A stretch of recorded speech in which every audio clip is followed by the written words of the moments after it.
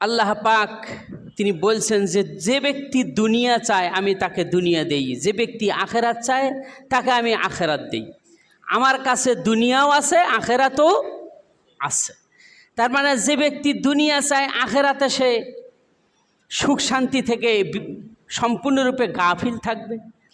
আর যে ব্যক্তি আখেরাতে কামনা করে আল্লাহ রাব্বুল আলামিন তাকে দুনিয়াতেও দিবেন, আখেরাতেও তাকে দিবেন। এই জন্য একটা দোয়া পড়ি আমরা, কি একটা দোয়া শিখেছি কোরআনের মধ্যে, আল্লাহ পাক এই দোয়াটা নাজিল করেছেন, সুবহানাল্লাহ। রব্বানা আতিনা ফিদ দুনিয়া হাসানাতাও ওয়া ফিল আখিরাতি হাসানাতাও ওয়া কিনা আযাবান নার। জানা আছে না দোয়াটা? এটা পাঠ করবেন, এটা পাঠ করবেন। আমার সাথে বলুন, রব্বানা আতিনা ফিদ দুনিয়া হাসানাতাও ওয়া ফিল আখিরাতি হাসানাতাও ওয়া কিনা আযাবান নার। আয় আমার রব, আমার আল্লাহ, তুমি আমাকে দুনিয়াতে কল্যাণ দান করো। তাহলে দুনিয়াতে যত কল্যাণ আছে এগুলি তুমি আমাকে দান করো। অফিল আখিরাতে হাসানা, হাসানা আখেরাতে পরকালেও কল্যাণ দান করো। আর বিশেষ করে ওয়াকিনা আযাবান নার, জাহান্নামের আযাব থেকে তুমি আমাদেরকে মুক্তি দান করো। সুবহানাল্লাহ, কত সুন্দর কথা। আর যে ব্যক্তি শুধু দুনিয়াতে চায়, আখেরাত চায় না, আল্লাহ ওকে দুনিয়াতেই দিয়ে দেন। আখেরাতে শুধু ওর জন্য কি আছে? জাহান্নাম। এ ব্যাপারে আমি ভূমিকা টানছি, গুরুত্বপূর্ণ কথাগুলি বাদ পড়ে বিদায় আমি এদিকে যাচ্ছি না। যাই হোক, কিয়ামত কায়েম হবে, সেই দিন আপনাকে আমাকে আল্লাহ পাকের সামনে উপস্থিত হতে হবে। আমরা কি নিয়ে উপস্থিত হব? এই দুনিয়াটা আমাদের জন্য কি? পরীক্ষার স্থান। আদম সন্তানের জন্য দুনিয়াটা পরীক্ষার স্থান, বিশেষ করে মুমিনদের জন্য পরীক্ষা। আর যারা কাফির তারা তো দুনিয়াতেই পেয়ে বসছে, ওদের জন্য পরকালে আর কিছু নাই। এই জন্যই দুনিয়াটা আদম সন্তানের, মুমিনদের জন্য, মুসলিমদের জন্য পরীক্ষার স্থান। আমরা এখন পরীক্ষার মধ্যে আছি। মৃত্যু বরণ করার আগ মুহূর্ত পর্যন্ত আমরা পরীক্ষার মধ্যেই আছি। আমরা ছাত্র, আল্লাহ আমাদের পরীক্ষা নিচ্ছেন। অনেক বিপদ আপদ, বালা মুসিবত, সম্পদ, সম্মান এগুলি দিয়ে আল্লাহ পরীক্ষা করেন। কাউকে অনেক সম্পদ দিয়ে পরীক্ষা করেন, আবার কাউকে সম্পদের ঘাটতি দিয়া পরীক্ষা করেন, কাউকে ক্ষুধা দিয়ে পরীক্ষা করেন, কাউকে কার সম্পদের নোকসান দিয়ে, ঘাটতি দিয়ে আল্লাহ পরীক্ষা করেন। এইভাবে করে তিনি পরীক্ষা করতে থাকেন। সুতরাং এই দুনিয়াটার কি? পরীক্ষার স্থান। একটা কথা না বললেই নয়, আমাদের কি অহংকার। আপনাদের মধ্যে অনেকেই আছে বাড়ি ভাড়া দেন। বাড়ি ভাড়া দেন না? আছে না? এরকম বিল্ডিং তৈরি করেছেন, 5 তলা 7 তলা ভাড়া দিছেন। তারপরে কোনো ভাড়াটিয়াকে ভালো লাগলো না, আপনি হঠাৎ করে নোটিশ দিলেন যে অমুক মাসের অমুক তারিখে তুমি চলে যাবে। এরকম আমরা দুনিয়াটাতে ঠিক সেই ভাড়া বাড়ির মতো। আমরা দুনিয়ার মধ্যে সেই ঠিক ভাড়া বাড়ির মতো। এখানে কত সৌন্দর্য করতেছি এই ভাড়া বাড়িতে থাকার জন্য। এক সময় আল্লাহর পক্ষ থেকে নোটিশ আসবে ছেড়ে যাওয়ার জন্য, তখন সব ফেলে দিয়া চলে যেতে হবে। হাজার হাজার কোটি কোটি টাকা, বিলিয়ন মিলিয়ন ট্রিলিয়ন টাকা ফেলে দিয়ে আল্লাহর দরবারে সামিল হতে হবে, আল্লাহর কাছে উপস্থিত হতে হবে। ঠিক কিনা কন? কিসের আমাদের এত অহংকার? এই দুনিয়াটা হলো পরীক্ষার জায়গা। আল্লাহ পাক তিনি কোরআনে কারিমের মধ্যে বলছেন, তোমাদেরকে আমি সৃষ্টি করেছি, তোমাদের জীবন দিয়েছি, তোমাদের মৃত্যু দিয়েছি, এগুলি পরীক্ষার জন্য। আল্লাহ রাব্বুল আলামিন তিনি বলছেন, আল্লাযী খালাকাল মাউতা ওয়াল হায়াতা লিয়াবলুয়াকুম আইয়ুকুম আহসানু আমালা। আল্লাহ বলছেন, আল্লাযী খালাকাল মাউতা ওয়াল হায়াতা, তিনি তোমাদের হায়াত সৃষ্টি করেছেন, জীবন সৃষ্টি করেছেন, মৃত্যু তৈরি করেছেন, লিয়াবলুয়াকুম তোমাদের পরীক্ষার জন্য। আইয়ুকুম আহসানু আমালা, কে উত্তম আমল করে প্রস্তুতি নিয়ে থাকে আল্লাহ তাআলার সাথে সাক্ষাৎ লাভের জন্য। উত্তম আমল করে কে প্রস্তুতি নিয়ে থাকে আল্লাহর সাথে সাক্ষাৎ লাভের জন্য। বুঝতে পারছেন? তাহলে আমরা এখন কিসের মধ্যে আছি? পরীক্ষার মধ্যে আছি। আল্লাহ রাব্বুল আলামিন তিনি অন্যত্র বলছেন, দুনিয়াটা হলো পরীক্ষার স্থান, এখানে আমরা পরীক্ষা দিচ্ছি। রব্বুল আলামিন তিনি এ ব্যাপারে সুন্দর করে কোরআনে কারিমের মধ্যে তিনি ঘোষণা করেছেন, ওয়া আম্মাল ইনসানু ইযা মাবতালাহু রাব্বুহু ফাআকরামাহু ওয়া নাআমা ফায়াকুলু রাব্বি আকরামান। আল্লাহ বলছেন, ওয়া আম্মাল ইনসানু ইযা মাবতালাহু, নিশ্চয়ই আমি সকল মানুষদের পরীক্ষা দিচ্ছি, তারা পরীক্ষার মধ্যে আছে। ইনসান, নিসিয়ন থেকে ইনসানুন, যত মানুষ আছে এদের আল্লাহ পরীক্ষা করছেন। ফাআম্মাল ইনসানু ইযা মাবতালাহু রাব্বুহু, তার রব তাকে পরীক্ষা করেছেন। ফাআকরামাহু ওয়া নাআমা, তাকে সম্পদ দিয়া এবং তাকে নিয়ামত দিয়া অগাধ সম্পত্তির মালিক করে আল্লাহ রাব্বুল আলামিন তার পরীক্ষা নিচ্ছেন। যখন সে সম্মানিত হয়, নিয়ামত প্রাপ্ত হয়, ফায়াকুলু রব্বি আকরামান, তখন ওই বান্দা বলতে থাকে, আমার আল্লাহ আমাকে জগৎবাসীর সামনে সম্মানিত করেছে। সুবহানাল্লাহ। ওই জন্যই বলে অমুক ব্যক্তি ধনাঢ্যশালী, প্রভাবশালী, অগাধ সম্পদের মালিক, বিশ্বের মধ্যে অমুক 1 নম্বর ধনী, এরকম বলে না? জরিপে এসেছে অমুক 1 নম্বর ধনী। তাহলে ফায়াকুল রব্বি আকরামান, তখন সে বলতে থাকে আমার রব, আমার আল্লাহ তিনি আমাকে সম্মানিত করেছেন। তাহলে আমরা আছি কিসের মধ্যে? পরীক্ষার মধ্যে। আবার আল্লাহ কাউকে কি করেন? সম্পদ সংকুচিত করেন, অভাব দেন, তার সম্পদের ঘাটতি দিয়ে আল্লাহ তাকে পরীক্ষা করেন, ঠিক কিনা? আল্লাহ রাব্বুল আলামিন তিনি বলছেন, ওয়া আম্মাল ইনসানু ফাকাদারা আলাইহি রিজকাহ ফায়াকুলু রাব্বি আহানান, আমি কোনো মানুষকে সম্পদের ঘাটতি দিয়া আবার পরীক্ষা করে থাকে, তখন সে বলতে থাকে আমার প্রভু আমাকে অপমানিত করলো।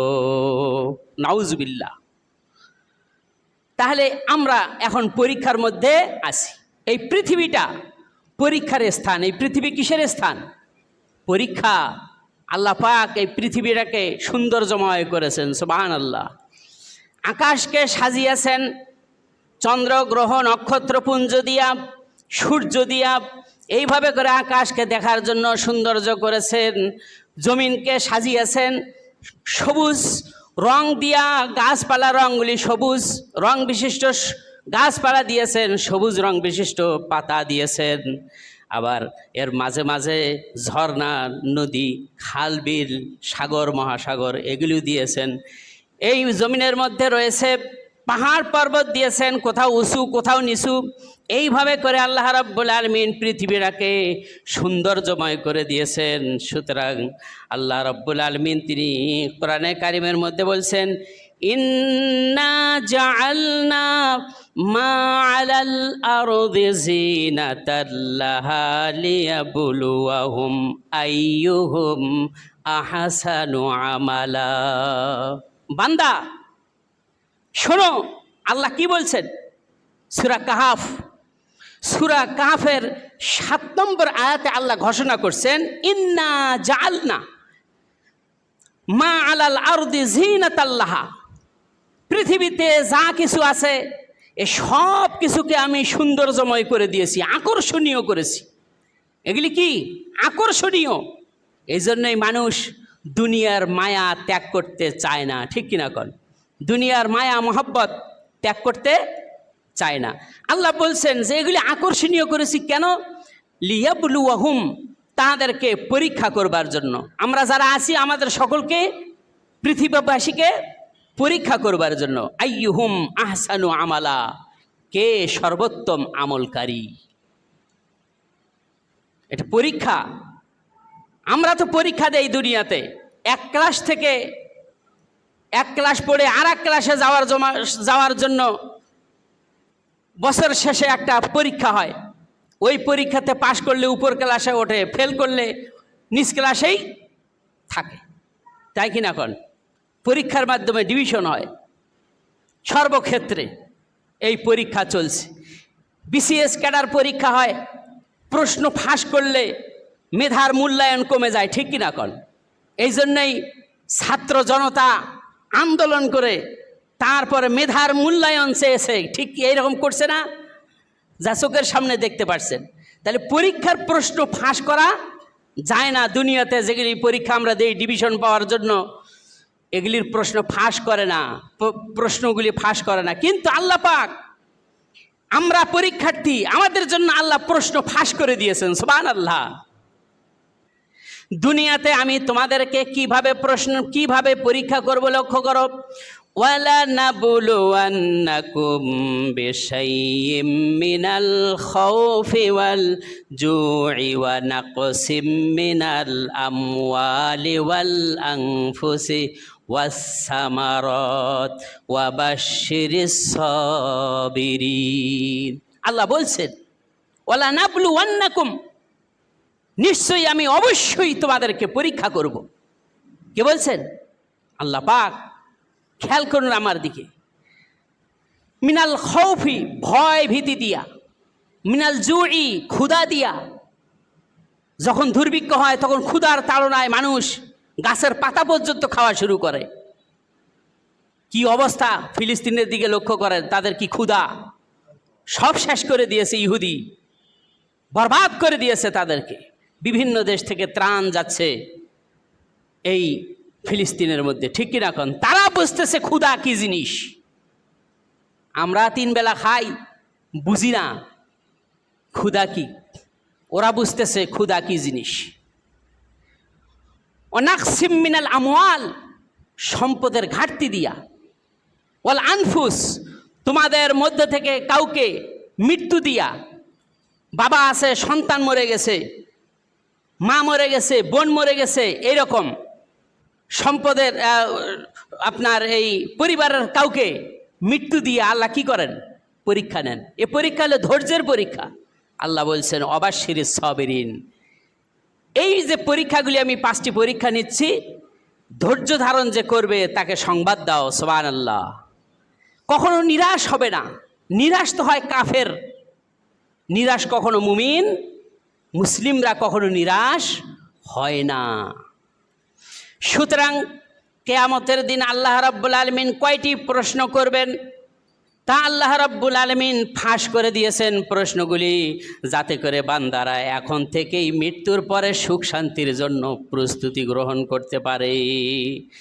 ওয়ান ইবনে ওমর ইবনে মাসউদ রাদিয়াল্লাহু তাআলা আনহু قال, ইবনে ওমর ইবনে মাসউদ, এই 2 জন সাহাবী বর্ণনা করেছেন হাদিসটি। তারা বলছেন লা তাজুলু কাদামা ইবনে আদম ইয়াউমাল কিয়ামাতি মিন ইনদি রাব্বিহি হাত্তা ইউসআল আন খামসিন। কিয়ামতের দিন বান্দা আল্লাহ তাআলার সামন থেকে 1 চুল পরিমাণ নড়তে পারবে না, 1 চুল পরিমাণ সরে যেতে পারবে না, যতক্ষণ পর্যন্ত 5টা প্রশ্নের উত্তর না দিবে। কয়টা প্রশ্ন? 5টা প্রশ্নের উত্তর যতক্ষণ না দিবে ততক্ষণ পর্যন্ত 1 চুল পরিমাণ সামনে এগোতে পারবে না, আল্লাহ পাকের সামন থেকে যেতে পারবে না। তাহলে আল্লাহ প্রশ্ন ফাঁস করে দিয়েছেন। এখন কি করবেন? মিছিল করবেন না আমল করবেন? আমল করতে হবে, ঠিক কি না? এখন আল্লাহ রাসূল সাল্লাল্লাহু আলাইহি ওয়াসাল্লাম তিনি বলছেন, 1 নম্বর প্রশ্ন, আন উমরিহি ফিমা আপনাহু, তার জীবন সম্পর্কে, তাকে যে আমি বয়স দিয়েছি তার বয়স সম্পর্কে আমি তাকে প্রশ্ন করব, কিভাবে এই বয়সটা অতিবাহিত করেছে। দুনিয়াতে কোনো বান্দার 40 বছর বয়সে মারা যায়, কেউ 50 বছর বয়সে মারা যায়, কেউ 100 বছর বয়সে মারা যায়, কেউ 150 বছর বয়সে মারা যায়।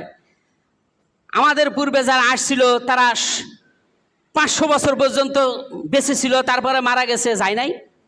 এই যে বয়স দিছি, এই বয়সটা কোন কাজে লাগাইছো? ছোট থেকে বড় হয়েছো, মায়ের পেট থেকে বের হয়ে আসার পরে, দুনিয়াতে আসার পরে বুঝমান হওয়ার আগ মুহূর্ত পর্যন্ত একটা সময় চলে গেছে, তখন তোমরা বোঝো না। কিন্তু যখন বুঝ দিয়েছি, বালেগ হয়েছে, 15 বছর বয়স হয়েছে, তখন থেকে তো তোমার বুঝ হয়েছে। এখন এর পরের থেকে নিয়ে মৃত্যু পর্যন্ত কি কি করেছো, এই বয়সটা কোন কাজে লাগাই আছো, এর হিসাব আল্লাহকে দিতে হবে। যারা খেলা দেখার মাধ্যমে নিজের জীবন শেষ করেছে, বয়স শেষ করে দিয়েছে, ও কি হিসাব দিবে বলেন তো? যারা চুরি করে, সন্ত্রাসী করে, চাঁদাবাজি করে, এরপরে এইভাবে করে অনেক অপকর্ম করেছে, এই বয়সের মধ্যে টেন্ডারবাজি করেছে, তারপরে কত কি করেছে, মানুষের ক্ষতি করে বেরিয়েছে, মানুষের ক্ষতি করেছে। এই যে এই বয়সের মধ্যে এই কাজগুলি সে করেছে, আল্লাহ যদি তাকে বয়স সম্পর্কে জিজ্ঞেস করেন, উত্তর দেওয়ার মতো তার ক্ষমতা আছে নাকি? আছে? এখনই আমাদেরকে ঠিক করে নিতে হবে আমি এই বয়সে কি করতেছি। তাহলে বয়সটা আল্লাহর দান। এই বয়সের মধ্যে আমাকে আল্লাহর নির্দেশ পালন করে যেতে হবে। 2 নম্বর, ওয়ান শাবাবিহি ফিমা আবলাহু, তার যৌবন সম্পর্কে তাকে প্রশ্ন করা হবে।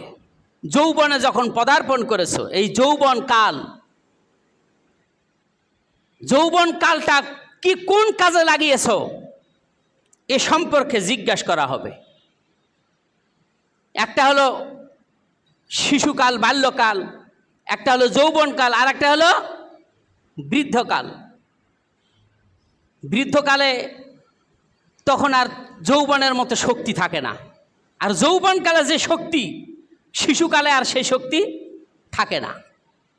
যৌবনকালে রক্তগুলি টকবক করতে থাকে, ঠিক কিনা? এখন অন্যায়ের বিরুদ্ধে রুখে দাঁড়ানোর সাহস তখন থাকে। এখন যদি কোনো বৃদ্ধকে বলা হয় যে ওই খারাপ কাজে নিষেধ করো, তো দূর, আমার জীবনটা এমনিই গেছে, আর ওখানে যায় কি করব? তার মানে তার শক্তি নাই। যৌবনকালে শক্তিটা কোন খাতে তোমরা ব্যয় করেছো, এটা আল্লাহ পাক হিসাব নেবেন, এটা প্রশ্ন করবেন, এটার জন্য প্রস্তুতি নিতে হবে। যৌবনকালে মানুষ শয়তানি করে বেড়ায়, যৌবনকালে আবার কেউ আল্লাহর ইবাদত করে। বলুন তো, এই 2 ব্যক্তির মধ্যে কোনো সমান সাদৃশ্য আছে নাকি? কেউ ভালো কাজ করে, আবার কেউ মন্দ কাজ করে।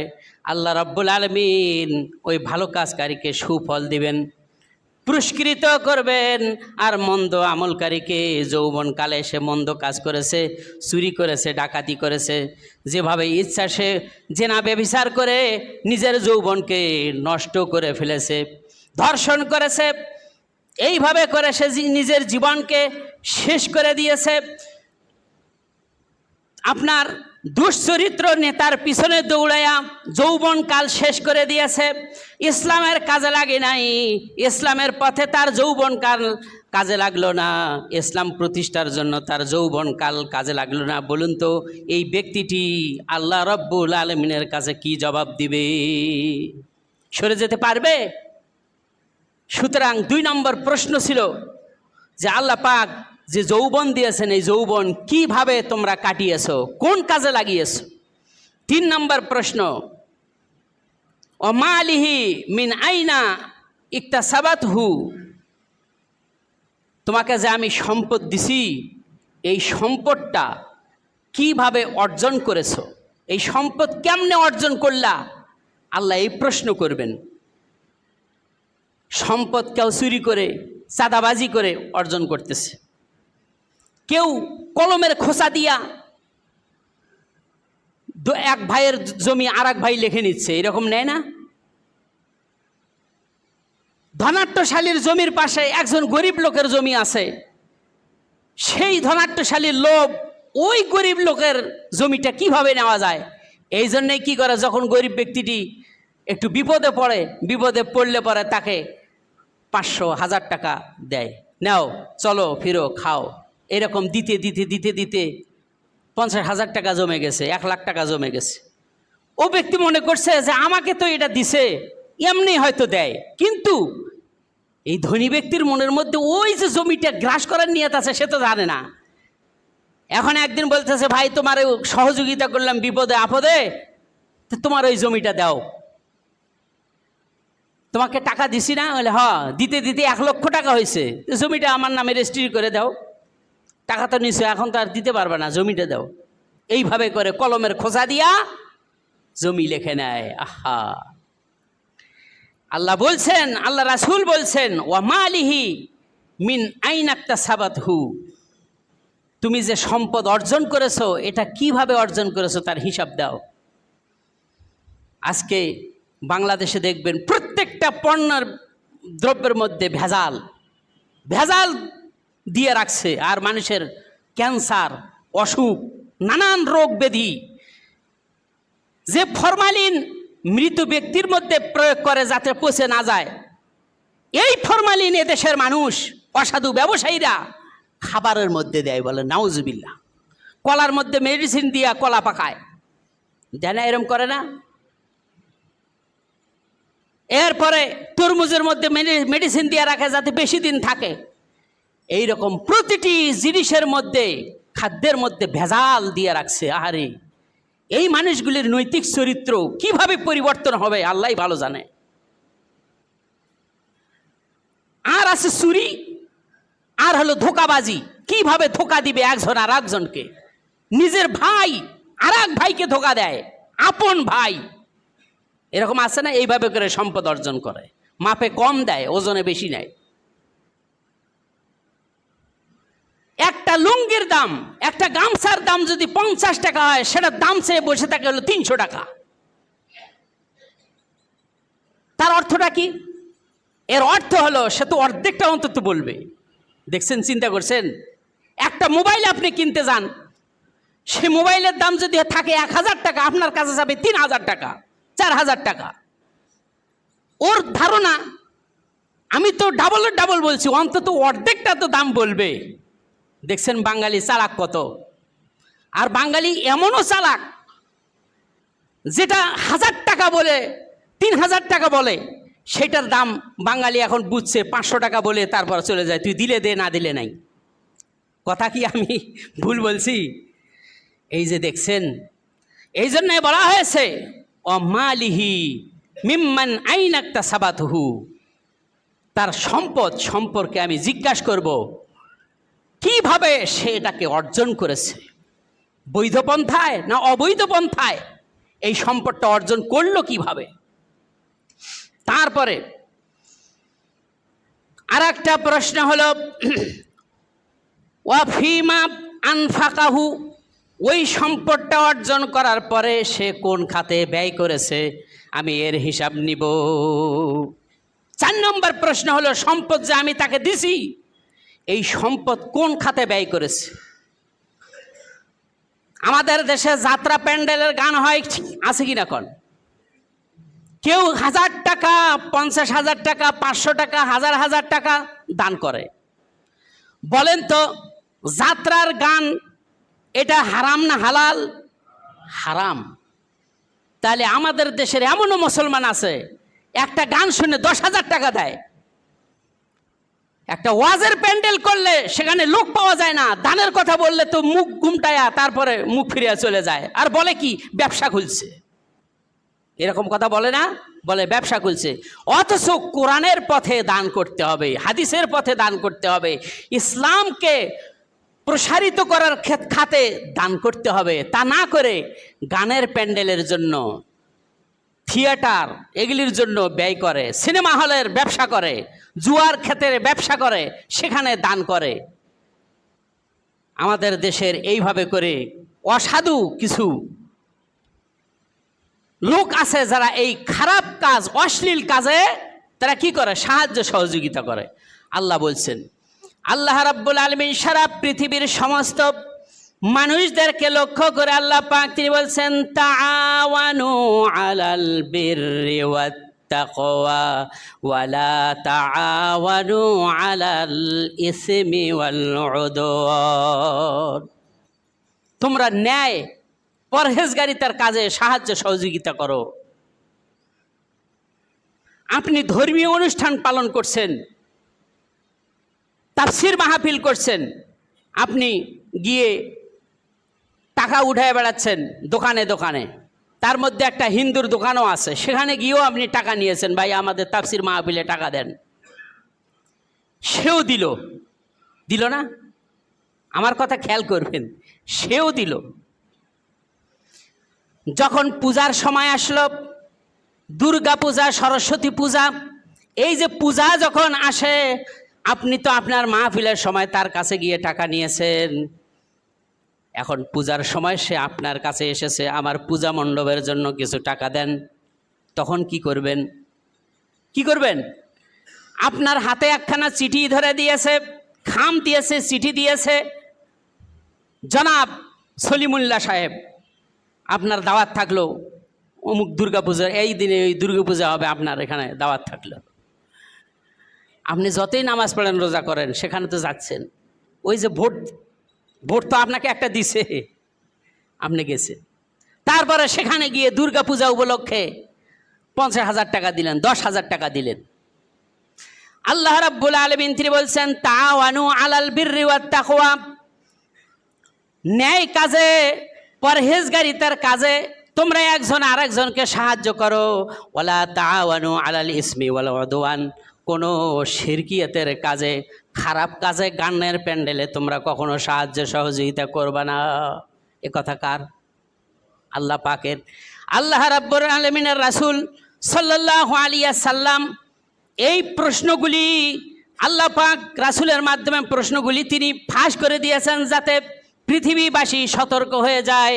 আল্লাহর রাসূল সাল্লাল্লাহু আলাইহি ওয়াসাল্লাম বলছেন, ওয়াফিমা আনফাকাহু, তোমাকে যে আল্লাহ সম্পদ দিয়েছেন, এই সম্পদটা তুমি কোন কাজে ব্যয় করেছো? মসজিদের কাজে যদি ব্যয় করেন তাহলে ভালো, কোনো অনাথ, কোনো বিধবা, কোনো ইয়েতিম, কোনো গরিব মানুষকে দিলেন তাও ভালো। যদি অমুসলিম গরিব থাকে তাও দিবেন, তাও ভালো। কিন্তু শিরকিয়াতের কাজে, গুনাহমূলক কাজে কাউকে সহযোগিতা করা যাবে না, কখনোই সহযোগিতা করবেন না। এটা হিসাব দিতে হবে।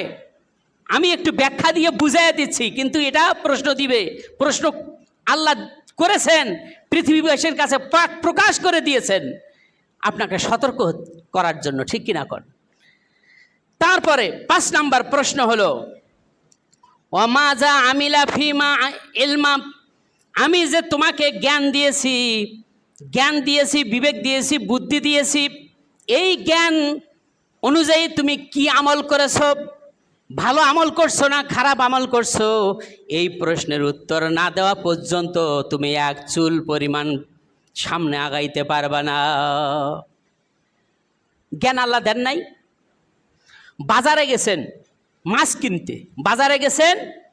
মাছ কিনতে, পাশাপাশি 2টি দোকান বা কয়েকটি দোকান, মাছের দোকান। একখানে আছে পচা মাছ, আর একখানে আছে টাটকা মাছ, ফাল পাড়তেছে, লাফালাফি করে। তো এখন আপনি পচা মাছ নেবেন না যে মাছটা লাফালাফি করতেছে সেটাই নেবেন? যেটা লাফালাফি করে সেটাই নেবেন, ওটা টাটকা, তাই না?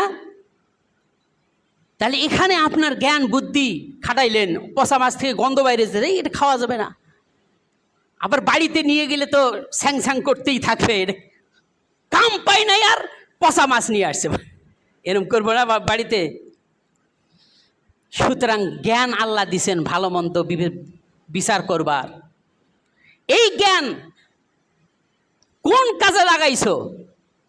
এক হুজুর বলছে ঈদে মিলাদুন্নবী পালন করতে হবে, আর একজন বলতেছে যে না, পালন করা যাবে না। রাসূল সাল্লাল্লাহু আলাইহি ওয়াসাল্লাম তিনি জীবদ্দশায় পালন করেন নাই, সাহাবারা পালন করেন নাই, তাবিঈরা পালন করেন নাই, তাবিঈরা পালন করেন নাই। একজন এটার পক্ষে দলিল দিচ্ছে, আর একজন এটার বিপক্ষে দলিল দিচ্ছে। আপনার তো একটা জ্ঞান আছে, এখন আপনি কি করবেন? এই যে আমি তোমাকে জ্ঞান দিয়েছি, এই জ্ঞান কোন কাজে ব্যয় করছো?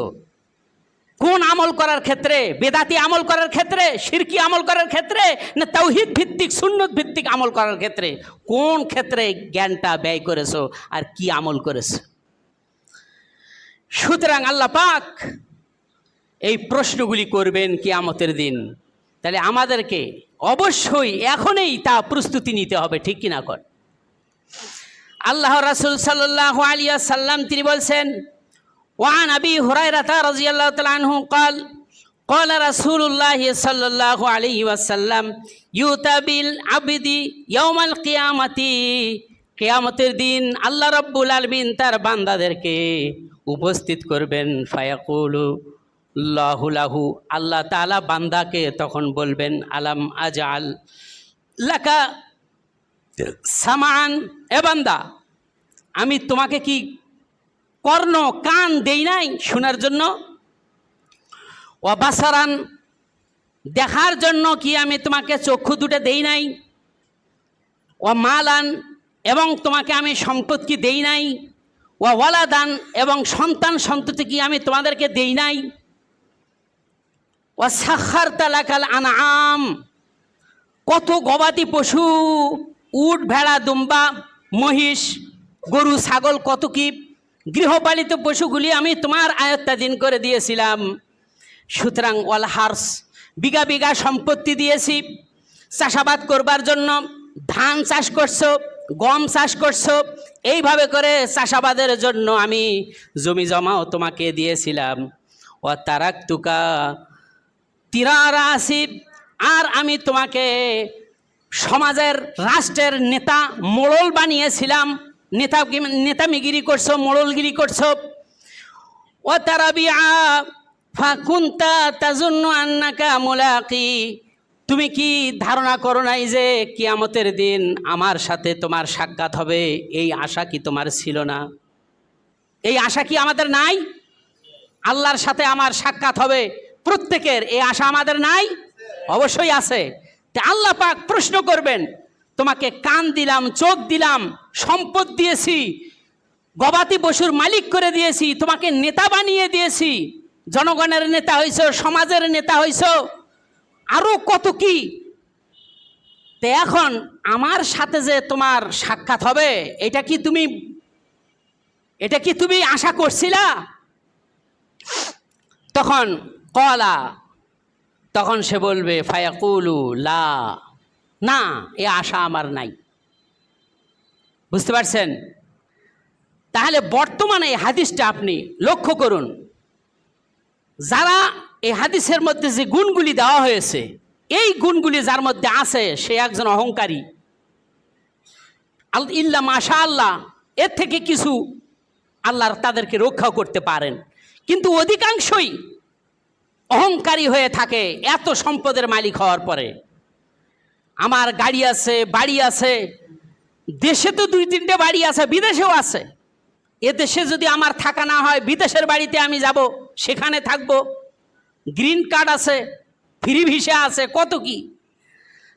তা আল্লাহ বলবেন যে তুমি এগুলি সম্পদ পায়া অকারণে ব্যয় করছো, হালাল হারাম বোঝো নাই, তারপরে মানুষের উপর জুলুম অত্যাচার করছো, আজকের এই দিনে আমার সাথে সাক্ষাৎ লাভ হবে, এ আশা কি তুমি করো নাই? ফায়াকুলু লা, সে বলবে এ আশা আমার ছিল না। বলে আল্লাহকে ভুলে গেছে। এক কথা কি, আল্লাহকে ভুলে গেছে। আল্লাহ রাব্বুল আলামিন সঙ্গে সঙ্গে তিনি উত্তর দিবেন, ফায়াকুলু লাহু আল ইয়াউমা আনসাকা কামা তানসাইতানি, তুমি যেমন আমাকে ভুলে গেছো, আমি আল্লাহ রাব্বুল আলামিন আজকে তোমাকে ভুলে গেলাম। যদি বান্দাকে আল্লাহ ভুলে যান কিয়ামতের দিন, ও বান্দার মুক্তি পাওয়ার উপায় আছে? কোনো উপায় নাই। আল্লাহ রাব্বুল আলামিন তিনি বলছেন কোরআনে কারীমের মধ্যে, আল্লাযীনা ইত্তাখাযু দীনাহুম লাহওয়ান ওয়া লাইবা, নিশ্চয়ই যারা দিনকে, ইসলামকে, দিন মানে ইসলাম, দিন মানে কি ইসলাম, ইসলামকে গ্রহণ করে নিয়েছে লাইবা ওয়া লাহওয়া, খেল তামাশার একটা বিষয়, যদি বলা হয় এই নামাজ পড়ো, এই ব্যক্তি বলে কি এটা যার যার স্বাধীনতা, যার যার অধিকার, নামাজ পড়বো কেন? আপনার নামাজ আপনি পড়েন, আমার নামাজ আমার হিসেব আমি দিব, বলে না? এরকম হতভাগা আছে না? তাহলে আল্লাহ বলছেন আল্লাযীনা ইত্তাখাযু দীনাহুম, যারা তাদের দিনকে গ্রহণ করে নিয়েছে লাইবা ওয়া লাহওয়া, খেল তামাশার বস্তু, হাসি ঠাট্টার বস্তু। এই জন্যই বলে কোরআনের আইন তো সেই যুগে ছিল, এখন আর এটার প্রয়োজন নাই। এখন ইন্টারনেটের যুগ, এখন হলো নোবেল যুগ, নতুন যুগ, বুঝতে পারছেন? সুতরাং এখন বর্তমানে মানব রচিত আইন চলবে। বলে নাউজুবিল্লাহ, নাউজুবিল্লাহ বললেন না? যদি নাউজুবিল্লাহ না বলেন তাহলে বুঝবো যে আপনিও এর পক্ষে আছেন। খেয়াল করুন, রাসূল সাল্লাল্লাহু আলাইহি ওয়াসাল্লামের উপর আল্লাহ পাক আয়াত নাজিল করলেন, তোমরা ইসলামকে গ্রহণ করো নাই, এটাকে খেল তামাশার বস্তু মনে করেছো। আবার এক শ্রেণীর লোক আছে শুধু কোরআন মানবে, হাদিস মানবে না। শুধু কোরআন মানে, হাদিস মানে না। আমি একটা লোকের একটা পোস্ট দেখছিলাম, সূরা লোকমানের একটা আয়াতের সে ব্যাখ্যা করলো। সেখানে বিভিন্ন মুফাসসিরিন ইকরামরা সেই আয়াতের ব্যাখ্যা করলো, ওমিনান নাসি মান ইয়াশতারি লাহওয়াল হাদিস, যে ব্যক্তি হাদিস, লাহওয়াল হাদিস ক্রয় করে। এই আয়াতের ব্যাখ্যা, এখানে লাহওয়াল হাদিস বলতে আব্দুল্লাহ ইবনে আব্বাস তিনি বলছেন সেটা হলো গান বাজনা, বাদ্যযন্ত্র, যে জিনিসগুলি আল্লাহ তাআলার রাস্তা থেকে মানুষদেরকে দূরে সরে রাখে, গাফিল করে রাখে, তাই হলো লাহওয়াল হাদিস। তাহলে বর্তমানে গান বাজনা আছে না নাই? আপনারা বাজান? বিয়ের সময় বাজে?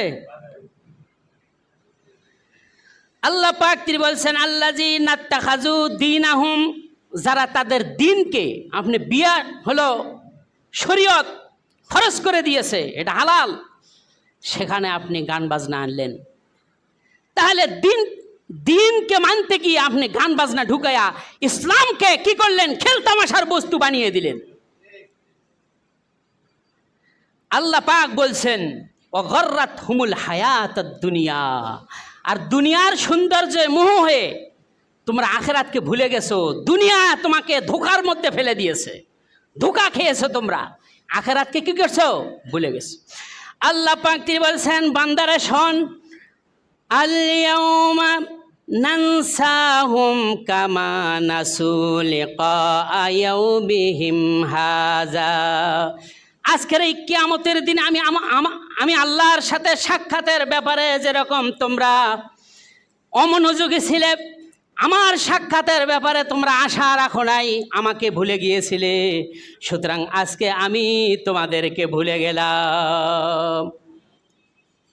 হিন্দুরা যদি তাদের ধর্মীয় অনুষ্ঠানে গান বাজনা বাদ্যযন্ত্র তারা করে, করুক গা। যখন মুসলমানের কোনো মসজিদে আজান হয় আল্লাহু আকবার, সঙ্গে সঙ্গে কিন্তু ওরা গান বাজনা বন্ধ করে থয়, রাখে না? আর মুসলমান নামাজও চলছে, গান বাজনাও চলছে, নামাজও চলে, গান বাজনাও চলে। বলুন তো আপনার নামাজের মধ্যে একাগ্রতা থাকবে? থাকবে না। এই জন্য আল্লাহ রাসূল বললেন, আরে আমি তো তোমাদেরকে নেতা বানাইয়াছিলাম দুনিয়াতে, আমাকে তো ভুলে গেছিলা। নেতা হওয়ার পরে হারাম কাজে সাহায্য সহযোগিতা করেছ, যে কাজকে হালাল আমি করি নাই। আমার ইবাদত থেকে গাফিল ছিলে, আমার ইবাদত থেকে গাফিল ছিলে। আল্লাহ দিয়েছেন দিন রিজিক অন্বেষণের জন্য, আর চোর, বাটপার, সন্ত্রাস, চাঁদাবাজি দিনের বেলা ঘুমায়, রাত করে শয়তানি করে বেড়ায়, ঠিক কিনা কন? আমার কথায় কি বিরক্ত হচ্ছেন নাকি? আমাকে কথা বলতে হবে, যেহেতু কথাগুলি কার, আমি আমার ব্যক্তিগত কথা একটাও বলবো না, সব কোরআন এবং হাদিস থেকে দলিল নিয়ে যাবেন ইনশাআল্লাহ। আপনারা এখানে ছাত্র, আমিও ছাত্র, কোরআনের ছাত্র, ঠিক কিনা কন? সুতরাং আল্লাহ বলছেন আমি তোমাকে সেদিন ভুলে গেলাম, কেননা তোমরা আমাকে ভুলে গেছিলা। এখন একটা আয়াতে আসেন, নামাজ পড়া, রোজা করা, হজ করা, জাকাত দেওয়া, কোরআন তেলাওয়াত করা, ভালো কাজের আদেশ দেওয়া, খারাপ কাজের নিষেধ করা, সব আল্লাহর ইবাদত। ইবাদত কি না কন? ইবাদত। খারাপ কাজ চলছে, আপনি দেখে গেলেন, একবারও বাধা দিলেন না, আপনি কেমন মুসলমান? কেমন? আল্লাহ প্রশ্ন করবেন, আপনি কেমন মুসলমান? আল্লাহর ইবাদত করতে কি লজ্জা হয়, শরম হয়? আল্লাহ রাব্বুল আলামিন তিনি বলছেন, অমাইয়াস্তানকিফ আন ইবাদাতিহি ওয়া ইয়াস্তাকবিরু ফাসায়াহশুরুহুম ইলাইহি জামিআ। আল্লাহ রাব্বুল আলামিন তিনি বলছেন, যে বা যারা আমার ইবাদত করতে, আমার দাসত্ব করতে, আমার গোলামি করতে যারা অস্বীকার করে, লজ্জাবোধ করে, অহংকার করে, শরম করে, আমার ইবাদত করতে চায় না, আমি রব্বুল আলামিন তাদের সকলকেই কিয়ামতের দিন আমি তাদের সকলকেই উঠাবো, একত্রিত করব। করে কি হবে? আল্লাহ রব্বুল আলামিন তিনি বলছেন, ওয়া আম্মাল্লাযীনা নাস্তানকুফু ওয়াস্তাকবারু ফায়াযিবুহুম আযাবান আলীমা। যে বা যারা দুনিয়াতে আমার আনুগত্য করতে লজ্জাবোধ করেছে, শরম করে, আমার আনুগত্য করতে চায় না, অহংকার করে, ধন সম্পদের মোহে পড়ে আমাকে ভুলে গেছে, কিয়ামতের দিন ফায়ুআযিবুহুম আযাবান আলীমা, আমি আল্লাহ রাব্বুল আলামিন কিয়ামতের দিন তাকে কঠিন শাস্তি দেব। ইয়াউযু বিল্লাহি মিন যালিক। আল্লাহ আমাদের রক্ষা করুন, সকল বলি আমিন। আমরা কি শাস্তি পেতে চাই না মুক্তি পেতে চাই? মুক্তি পেতে চাই। তাহলে মুক্তি পাওয়ার কাজ করে যেতে হবে। এই দুনিয়া ধোঁকাবাজির জীবন, পরীক্ষার জীবন, সুতরাং এখানে আমরা পরীক্ষার জন্য এসেছি, বুঝতে পারছেন? আমাদের পরীক্ষা চলছে, কি দিবেন আল্লাহর কাছে, এই উত্তর কি দিবেন? প্রশ্নগুলো তো আল্লাহ সব ফাঁস করে দিয়েছে। এজন্যই কবি বলছে, আমল সে বন্দিগি বানতি হ্যায়, আমল সে বন্দিগি বানতি হ্যায়, या जन्नत भी ओ जहन्नम भी, या खाके अपनी फितरत है ना नारी ना नूरी। কবি বলছে, মানুষের জীবন আমলের মাধ্যমে গঠন হয়েছে, ঠিক কিনা কন? মানুষের জীবনটা আমলের মাধ্যমেই গঠন করতে হবে, নাইলে সে মাটির তৈরি দেহ, মাটি দিয়ে তৈরি হয়েছে, জান্নাত আর জাহান্নামের কোনো কিছু দিয়ে সেটা তৈরি হয় নাই। মানুষের দেহ তৈরি হয়েছে কি দিয়া? মাটি দিয়া। আর এই দেহটাকে গঠন করতে হবে আমল দিয়া। সুবহানাল্লাহ। এজন্যই কবি এখানে বলছেন যে না নারী নানুরি, এখন সে ব্যক্তি যদি ইচ্ছা করে জান্নাতে যাওয়ার জন্য, তাহলে সে তার জান্নাতের আমল করার উপযোগী দেহ গঠন করতে হবে, ঠিক কিনা কন? আর যদি সে যদি ইচ্ছা করে, তাহলে সে তার দেহকে জাহান্নামের জন্য গঠন করবে, বুঝতে পারছেন? তো সুতরাং আমরা জান্নাত পেতে চাই, মুক্তি পেতে চাই, এটা আমাদের আছে, বিশ্বাস আছে, কিন্তু